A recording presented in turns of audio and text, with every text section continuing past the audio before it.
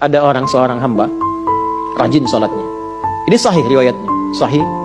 Rajin sholat, rajin sholat, rajin sholat.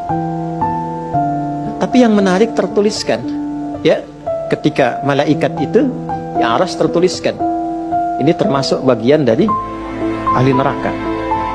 Tapi sholat. Perhatikan ya, perhatikan. Ini nanti terkait juga dengan hadis. Kalau anda baca Al-Arba'in, nomor hadis yang keempat itu, ya, terkait dengan bab takdir.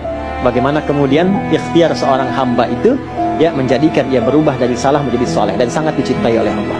Oke? Maka apa yang terjadi? Bapak Ibu sekalian, ketiba kemudian si malaikat itu, ini kisah sahih yang sampai, lalu menyampaikan kasihan pada orang ini, kok kelihatannya ibadah tapi tertulis ahli neraka.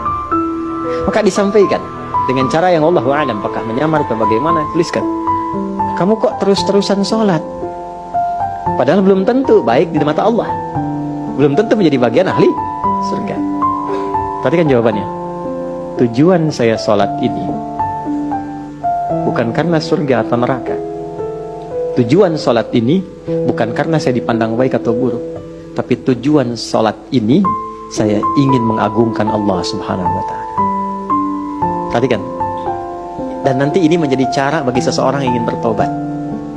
Jadi kalau ingin bertobat, tobatnya ingin benar, carilah perhatian Allah. Yang penting ridha Allah. Terus saja tobat, tobat sampai merasakan kenikmatan tersambung dengan Allah. Itu maksudnya. Jadi begitu keluar kalimat itu yang mengguncang arsy, itu yang dijadikan oleh Allah pelajaran bahkan pada alam malaikat untuk mengenal bagaimana rahmat Allah itu diberikan.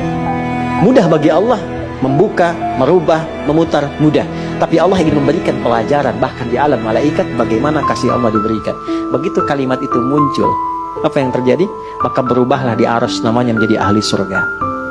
Ini riwayat sahih. Berubah menjadi apa? Ahli surga. Padahal Allah tuh maha mengetahui, gampang aja tinggal dirubah ahli surga, tidak. Tapi Allah ingin memberikan informasi bahkan di alam langit kepada para malaikat betapa tingginya rahmat Allah memberi kesempatan pada setiap hambanya untuk kembali kepada Allah dalam kebaikan. Dan itu disebut hamba. Disebut hamba.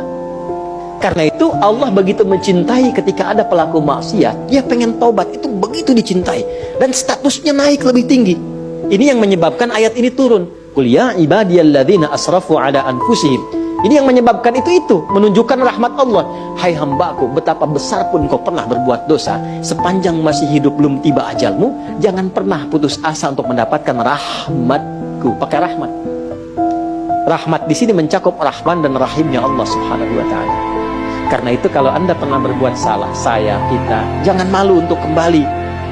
Kalaupun malu dilihat orang, Allah menyiapkan tempat yang tidak semua orang bisa ke situ. Datang ke masjid, mohon minta salat 2 rakaat, minta kebaikan kepada Allah sampai hati mendapatkan ketenangan. Jelas di sini? Baik. Dan yang